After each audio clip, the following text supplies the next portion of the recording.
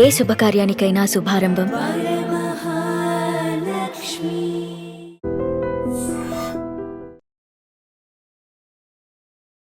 నమస్కారం, welcome to I dream. నేను మీ సంగీత.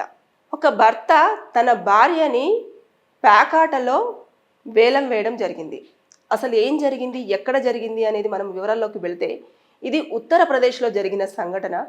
భర్తకు చాలా తాగడము, అదేవిధంగా ప్యాకాట ఆడడము అలవాటు ఎక్కువగా ఉంది. అదేవిధంగా భార్యను రోజు తాగొచ్చేసి కొట్టడము, అదనపు కట్నం కోసం వేధించడము, దానికి అత్త మామ కూడా కొడుకుకి సపోర్ట్ చేస్తూ ఆవిడని చాలా శారీరకంగా మానసికంగా హింసించేవారు.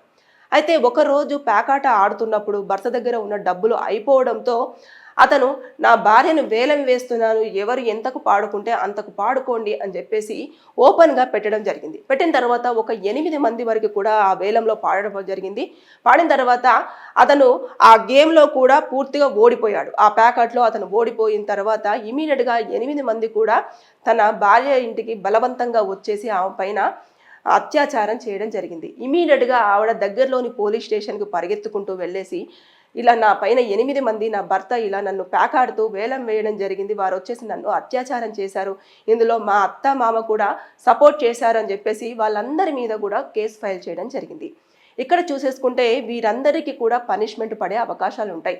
చట్టము దీన్ని చాలా వరకు హ్యూమన్ ట్రాఫికింగ్ కూడా ఇది క్యాలిక్యులేషన్ చేయడం జరుగుతుంది.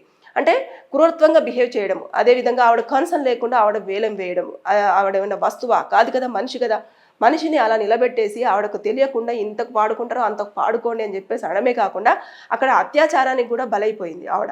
జూదంలో భర్త ఓడిపోగానే ఇమీడియట్గా 8 మంది ఇంటికి రావడము, ఆవిడ మీద అఘాయిత్యానికి పాల్పడము అలా జరిగింది. కాబట్టి వారందరూ కూడా శిక్షార్హులే. కాబట్టి వారికి 7 నుంచి 10 సంవత్సరాల వరకు కూడా జైలు శిక్ష పడే అవకాశాలు ఉంటాయి. దాంతోపాటు ఫైన్ విధించే అవకాశం ఉంటుంది. దాంతోపాటు ఆవిడని వరకట్నం కోసం వేధించారు కదా అత్త మామ, వాళ్ళకి, అంతేకాకుండా హస్బెండ్ కూడా హింసించడము, మద్యం తాగొచ్చేసి జూదంతో ఇవన్నీ కూడా శారీరకంగా మానసికంగా ఇబ్బంది పెట్టాడు. కాబట్టి అవన్నీ సెక్షన్స్ కూడా అట్రాక్టివ్ చేస్తారు. కాబట్టి లైఫ్ ఇంప్రిజన్మెంట్ కూడా పడే అవకాశాలు ఉంటాయి. ఇక్కడ చూసేసుకుంటే మహిళకు అగౌరవం కలిగింది, అంటే రెస్పెక్ట్ ఇవ్వలేదు ఆవిడ యొక్క ఒపీనియన్స్కి. దాంతోపాటు ఆవిడ యొక్క రెస్పెక్ట్ అంతా కూడా భంగం చేయడం జరిగింది.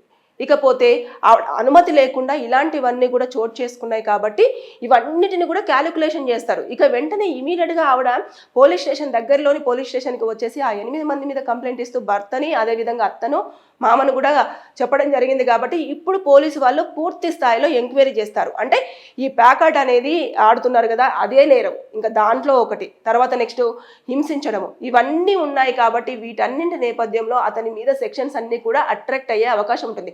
అంటే ప్రాథమికంగా వారు ఏదైతే ఈ అమ్మాయి చెప్తుందో దాని ప్రకారంగా కొన్ని సెక్షన్స్ అట్రాక్టివ్ చేస్తారు.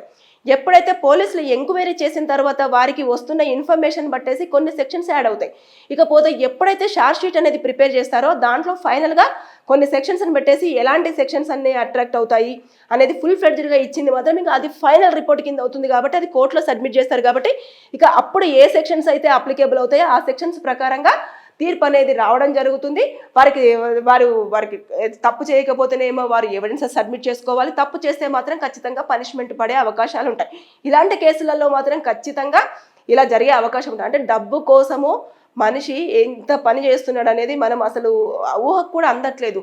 భార్య తనను నమ్మి జీవితంలో నీకు తోడుగా ఉంటాను, నీ కుటుంబాన్ని నేను చూసుకుంటాను అని చెప్పేసి వచ్చిన మహిళను ఆవిడ యొక్క కుటుంబ పరిస్థితి బాగాలేకపోవడం వల్ల ఇతను ఎంత హింసించినా సరే ఇతని దగ్గర ఉంటూ కాపురం చేసుకుంటున్న భార్యను ఎవడికో వేలం వేసి పాడుకోండి మీకు ఇష్టం వచ్చినట్టుగా, నా భార్య మీ స్వంతం అని చెప్పేసి అన్నట్టుగా జూదంలో వేలం వేయడం అంటే అసలు ఏ రకంగా మనం మాట్లాడుకున్నా కూడా అసలు మానవ సంబంధాలు ఏమవుతున్నాయి అనేది అయితే మనం అసలు ఒక అంచనా కూడా రాలేకపోతున్నాం. కాబట్టి ఇలాంటివన్నీ చోటు చేసుకుంటున్నాయి. కాబట్టి చట్టాలు కూడా చాలా కఠినంగా మారుతున్నాయి.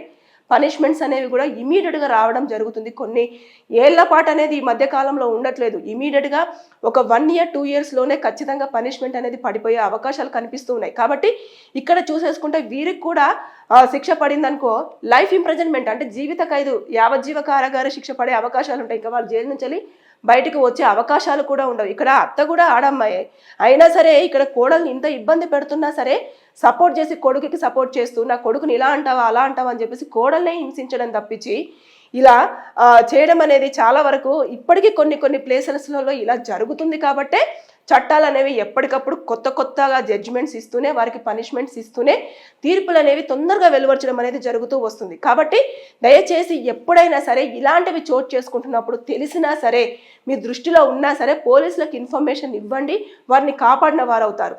ఇది చూస్తే మాత్రం నిజంగానే చాలా హృదయ విదారకము. భార్యను తీసుకెళ్లి వేలం వేయడం అనేది అసలు మనం ఇంకా మాటల్లో చెప్పుకోలేం. ఏదేమైనా సరే వారిని అయితే పోలీసులు అరెస్ట్ చేయడం జరిగింది.